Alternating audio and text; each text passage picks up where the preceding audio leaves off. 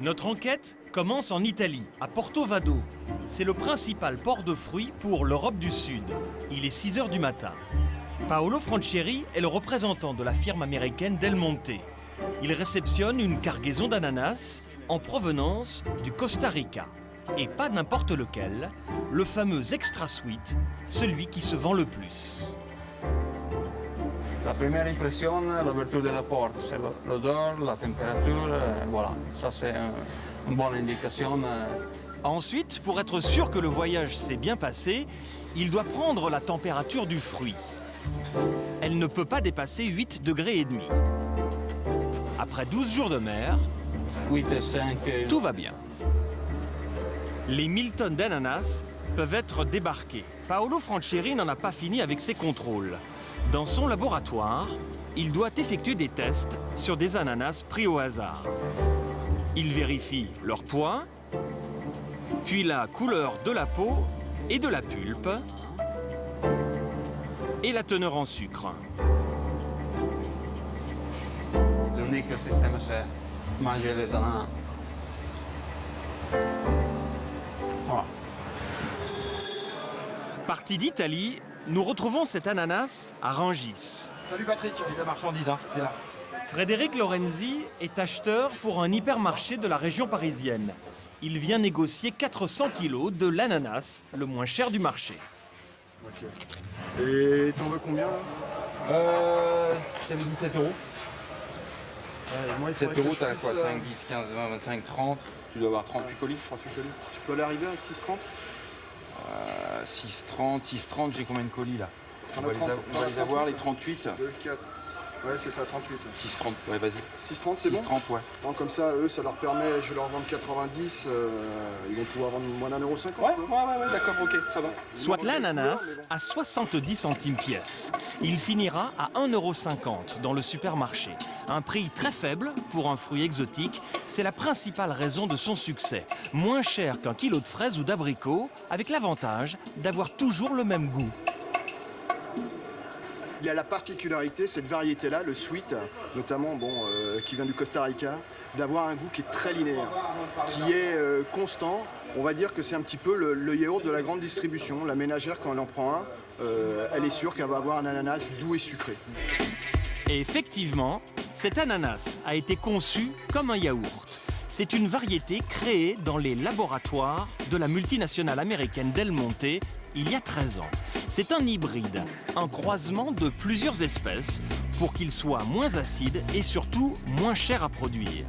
Sur les étalages, il a remplacé en grande partie d'autres variétés venant de Côte d'Ivoire ou du Cameroun. Pour les 3/4, l'Extra Sweet vient du Costa Rica. Comment expliquer ce succès inégalé ? Dans quelles conditions est-il produit en Amérique centrale? Nous allons suivre le trajet de cet ananas, des plantations jusque dans nos assiettes.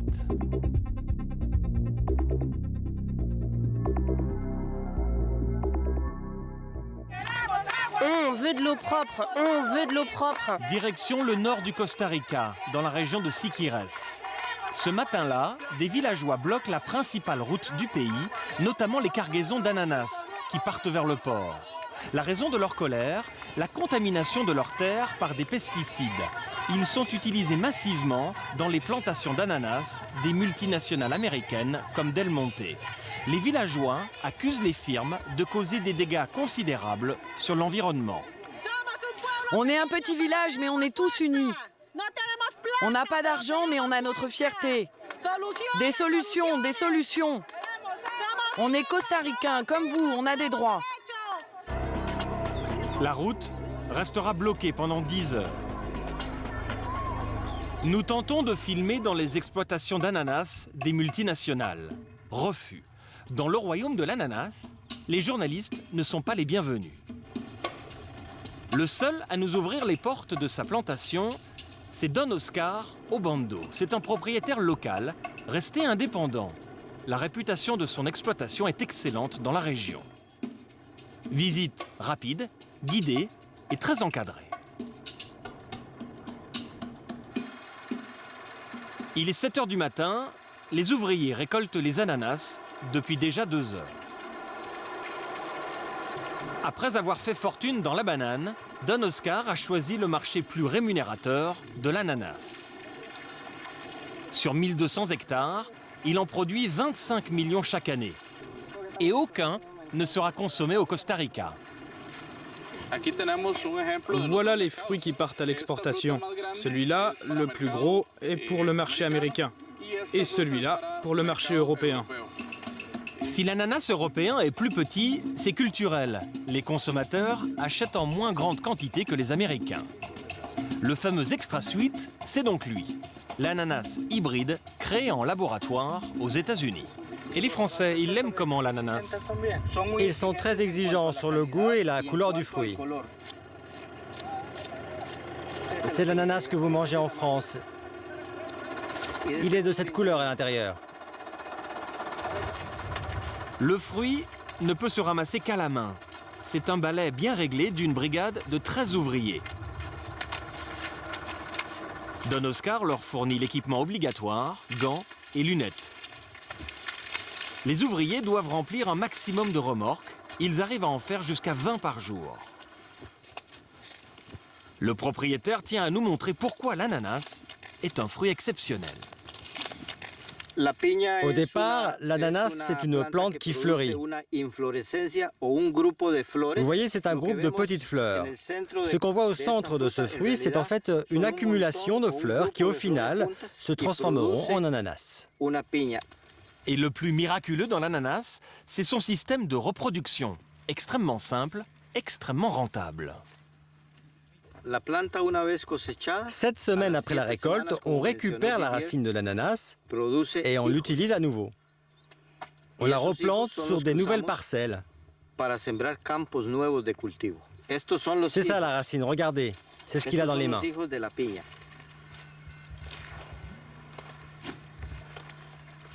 Replanter la racine sous 40 degrés, c'est la tâche la plus pénible dans les plantations. En une semaine, 2 ouvriers plantent à eux seuls 1 hectare d'ananas. Ici, les ouvriers sont payés au rendement. Chez moi, travailler plus, c'est gagner plus. T'en plantes combien par jour, mon garçon? Normalement, 5000. 5000 par jour, c'est ça? Oui, 5000. Tous les jours. Avec ce rendement, tu gagnes combien par jour? À peu près 15 €. Oui, à peu près 15 € par jour. Cet ouvrier touche 360 € par mois. C'est plutôt un bon salaire au Costa Rica. C'est 20% de plus que le salaire minimum. Vous ne souffrez pas trop de la chaleur? Si, bien sûr, mais le plus dur, c'est d'être plié en deux toute la journée. Mais pour obtenir un tel rendement d'ananas, ne faut-il pas forcer la nature? Depuis quelques années, l'utilisation intensive de pesticides est dénoncée au Costa Rica par plusieurs ONG et syndicats. C'est avec prudence que Don Oscar accepte d'aborder la polémique. Les gens disent que vous employez beaucoup de pesticides dans les exploitations au Costa Rica. Ah, vous savez, toute forme d'agriculture a besoin de produits chimiques, surtout en culture tropicale. Nous, ici, sous les tropiques, nous avons beaucoup d'épidémies, d'infections et toutes sortes d'insectes. Et pour pouvoir les contrôler, il faut utiliser des pesticides. Tous les produits chimiques que l'on utilise chez moi, mais aussi dans l'ensemble des exploitations d'ananas au Costa Rica, sont des produits agréés par l'Union européenne.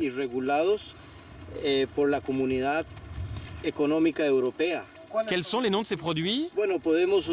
On utilise des fertilisants, les mêmes que partout dans le monde, des herbicides, des fongicides et des insecticides. Nous n'en saurons pas plus. Chez les exploitants d'ananas, on ne communique jamais sur le sujet.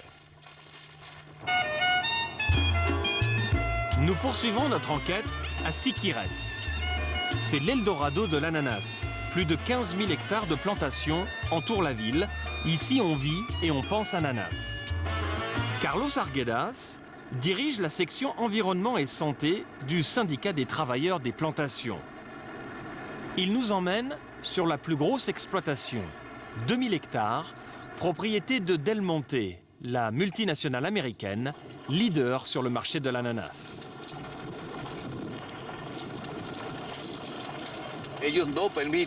On n'a pas le droit d'être ici, c'est interdit.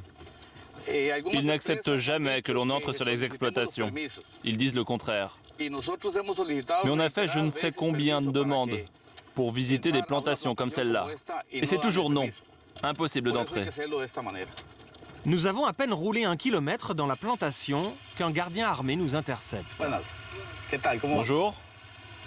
Vous allez bien? C'est un ami. Il fait juste une photo et on s'en va. Ok, ça va. Ces motards patrouillent en permanence dans les plantations. Ils sont chargés de repousser les voleurs et les intrus. Nous décidons pourtant de continuer de nous enfoncer dans l'exploitation. Carlos a travaillé 10 ans dans une bananeraie. Contaminé dans les années 80 au némagon, un puissant pesticide aujourd'hui interdit, il est gravement malade. Regardez, ils sont en train de répandre des pesticides. Ils font ça sans arrêt. Carlos a fait de la lutte contre l'utilisation des pesticides son combat personnel. Les produits qu'ils utilisent sont le bromacil, le triadiméphon, le diuron et du carbaryl. Ça, c'est ce que l'on sait depuis longtemps. La plupart de ces pesticides sont interdits dans le monde. Le bromacil, par exemple, a causé des dégâts considérables ici, au Costa Rica. Le bromacil, c'est un herbicide puissant. Il est strictement interdit d'utilisation en France depuis 2003. Ni les multinationales, ni le gouvernement ne s'inquiètent des répercussions de ces produits chimiques sur les travailleurs et les populations locales. Au moment du ravitaillement de la citerne, nous constatons que les ouvriers ne sont pas protégés.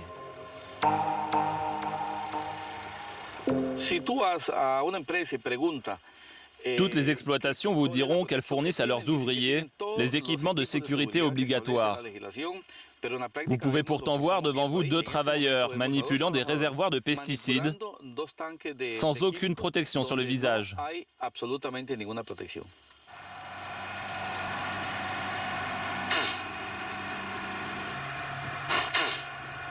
Qu'est-ce qui se passe? On s'est un peu trop approché. J'ai mal aux narines. Ça me brûle. Il y a beaucoup de produits dans l'air. Je ne me sens pas bien. On ferait mieux de partir d'ici. Venez, on s'en va. On va aller voir ce qui se passe ailleurs.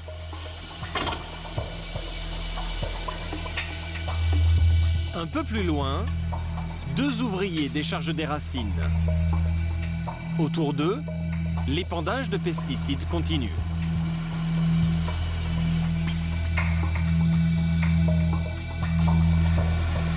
Ne t'inquiète pas, on se promène, c'est tout.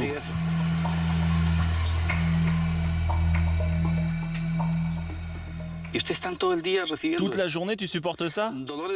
Tu n'as pas trop mal à la tête? Comment tu te sens? Ça va, j'ai l'habitude.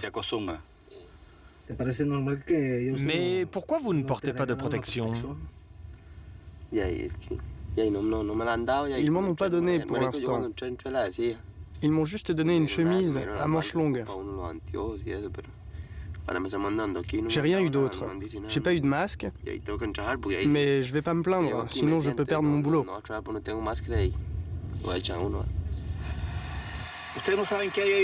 Tu sais ce qu'ils sont en train de répandre là? Non, je sais pas. Mon copain m'a dit le nom, mais je m'en souviens pas. Mais c'est mauvais, c'est mauvais. C'est dur ici, croyez-moi. Mais il faut faire vivre nos familles. Il n'y a pas d'autre travail. Ici, il n'y a que l'ananas. «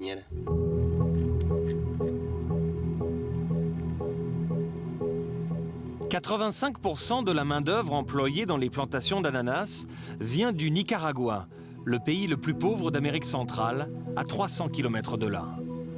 Ils sont logés dans ces baraquements, au cœur des plantations. Les ouvriers sont inquiets. Nous sommes à peine arrivés qu'un gardien nous repère.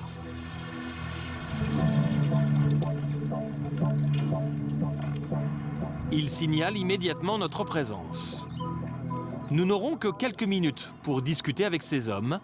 Spontanément, ils évoquent leurs problèmes de santé.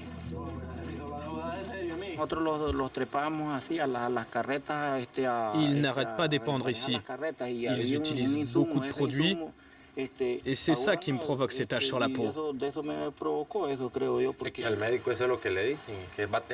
Ouais, c'est le docteur qui nous l'a dit, que ces taches venaient des produits chimiques. Il y a aussi ce foutu mal de dos permanent qu'on a tous ici. Parfois, ils épandent alors qu'on travaille autour, pendant qu'on enlève les mauvaises herbes à la main. Ils mettent leur liquide là, sur les ananas, leurs produits chimiques. Je suis devenu complètement allergique. Ça me démange, je me mets à gonfler. Les travailleurs de ces plantations ne sont pas les seuls à subir les effets de l'utilisation systématique des produits chimiques. Carlos Arguedas, le syndicaliste, se préoccupe aussi des populations locales. Depuis peu, les plaintes des villageois voisins des plantations se multiplient. Le problème dans ces exploitations, souvent en hauteur, c'est que tous les pesticides qu'ils répandent descendent vers le bas, polluent les rivières, les cours d'eau et contaminent toute la zone. Regardez encore là-bas, dans le fond. Ils sont en plein épandage. Carlos nous conduit à El Milano, l'un des nombreux villages touchés. Ici, les champs d'ananas, propriété de Frutex, une filiale de Del Monte, sont beaucoup trop près des plantations. La distance minimum de 50 mètres n'est pas respectée. Une fois, ils ont fait un épandage à 1h du matin. Hier, ils ont commencé à 7h du soir. Ils font ça la nuit? Oui. Mais pourquoi? Pour moins vous déranger? Je ne sais pas. L'autre soir, on regardait la télé à l'intérieur. Tout à coup, l'odeur est devenue suffocante. On est sorti voir et ils étaient là, en pleine action. Écoutez, l'autre jour, ils sont venus très tôt le matin. Ils nous ont demandé de petit déjeuner rapidement parce qu'ils allaient commencer un épandage. Ils respectent rien, ces gens-là. 2000 personnes vivent à El Milano. Ici, les pesticides ont pollué progressivement la nappe phréatique. L'eau du robinet est hautement contaminée. Alors la municipalité distribue de l'eau potable tous les 2 jours. La citerne repart toujours à vide. Après le passage d'une délégation du ministère de la Santé il y a quelques mois, les habitants ont pris conscience de la gravité de la situation.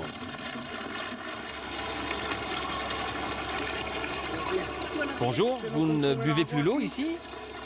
L'eau du robinet? Plus jamais. Pourquoi? Elle est beaucoup trop contaminée.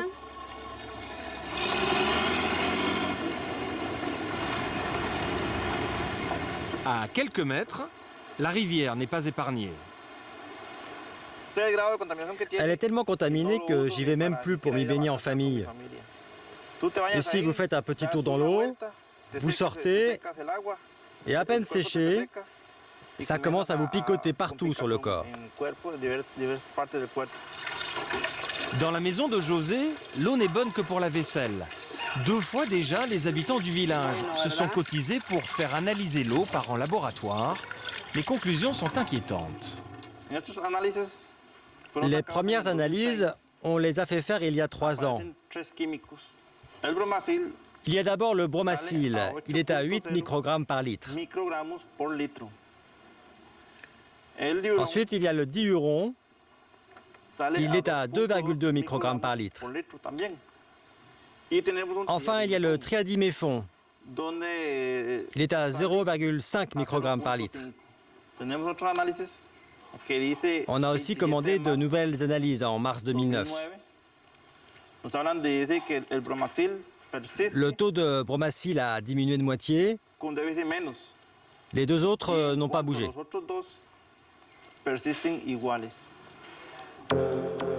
Le taux de diuron est donc 20 fois supérieur à la norme européenne autorisée. Le triadiméphon, 5 fois supérieur, et le bromacil, même s'il a diminué, reste 40 fois supérieur à la norme.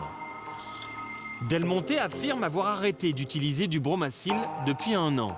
Mais sa dangerosité se fera ressentir encore pendant des dizaines d'années. Les gens souffrent de quoi ici?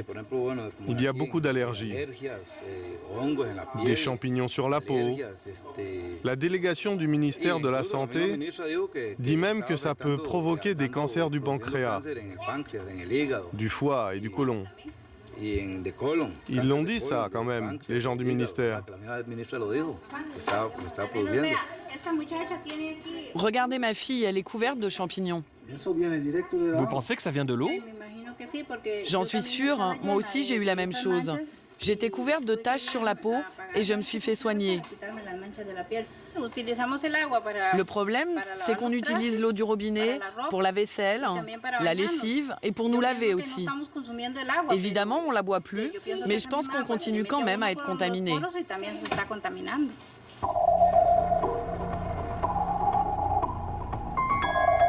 Pour Carlos, ce syndicaliste pur et dur, formé à l'école cubaine, l'aide aux victimes des contaminations est une priorité. On n'abandonnera pas. On finira par faire comprendre à ces producteurs d'ananas qu'ils ne peuvent pas continuer à détruire la vie des gens. Les ananas extra sweet du Costa Rica, exportés vers l'Europe, sont-ils contaminés par les pesticides? Nous sommes de retour en Italie, où sont livrés les ananas du Costa Rica de la firme Del Monte. Paolo Franchieri poursuit ses contrôles de la qualité des 1000 tonnes d'ananas arrivées le matin même. Nous apprenons qu'il recherche aussi d'éventuelles traces de pesticides. Nous avons affaire à un sachet pour les laboratoires. Ça, c'est la couronne, comme ça. Une fois par semaine, il envoie dans un laboratoire certifié des ananas pour une analyse approfondie. Ici, pour les ananas, tous les produits qui sont utilisés dans la plantation, pesticides aussi, parce qu'ils ne vont pas utiliser pesticides, mais c'est important de vérifier qu'ils ne sont pas. Il y a déjà eu des problèmes? Non. Problème, non.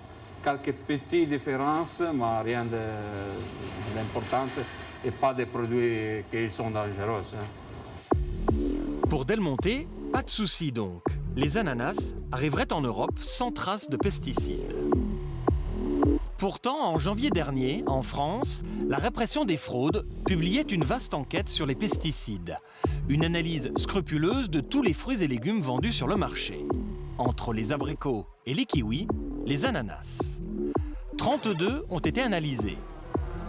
23 ne contiennent pas de pesticides, 8 contiennent des traces, mais dans les limites autorisées. Un ananas dépasse le seuil légal. Impossible de connaître le nom de ces ananas ou leur provenance, ce service de l'État refuse de les communiquer. Dans les ananas vendus en France, on trouve peu de traces de pesticides, en tout cas à faible dose. Mais ces faibles doses posent problème, selon le cancérologue Dominique Bellepomme. Ça n'est pas la dose qui est le poison en matière de toxicité chronique, mais la répétition des doses, c'est-à-dire la durée d'exposition aux facteurs de risque. En d'autres termes, des microdoses, si elles sont répétées, des traces que l'on peut déceler dans ces fruits et légumes, à partir du moment où ceci est répété de façon continue dans le temps, pourront déclencher des maladies relevant de la toxicité chronique, c'est-à-dire cancer, maladie congénitale chez l'enfant, troubles de la reproduction chez l'adulte jeune. Le représentant en France du producteur de fruits américain Del Monte accepte de nous recevoir. Bernard Houillet est l'importateur. Pour lui, les pesticides employés sont nécessaires. S'il reste des traces, ça n'est que dans la peau du fruit. Ils ont trouvé des résidus, on ne peut pas, disons, contester leurs études, mais enfin, ils ont leurs résultats et immédiatement ils deviennent alarmistes. Bon, alors qu'encore une fois, probablement, ils ont fait une analyse complète avec une partie qu'on ne consomme pas. Donc, je dirais quand même, commençons par analyser ce qu'on consomme plutôt que d'analyser la peau de l'ananas. Ça n'a aucun intérêt. Je ne sais pas si vous en consommez. Moi, j'en consomme même pas, en tout cas. Nous interrogeons également l'importateur de Del Monte sur la pollution de l'eau au Costa Rica et sur les villageois malades que nous avons rencontrés. Ce qu'on trouve, enfin, juste pour être très précis, dans les nappes phréatiques de ces plantations, c'est des pesticides comme le bromacil ou comme le diuron qui empêchent, dans des doses très importantes. Ça, j'avoue que je l'ignore. Je l'ignore. Donc, si on vous l'a dit, je veux bien le croire. Bon, mais ça serait intéressant de regarder de quoi on parle.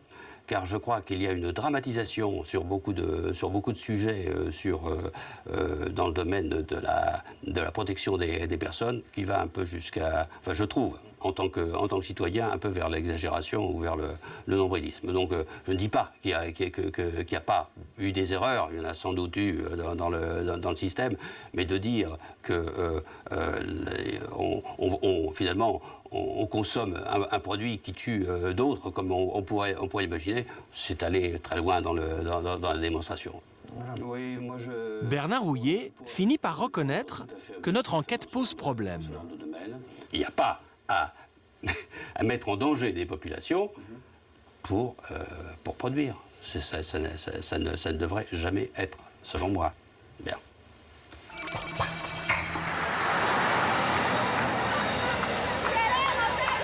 Au Costa Rica, à Siquirres, le combat des villageois contaminés commence à payer.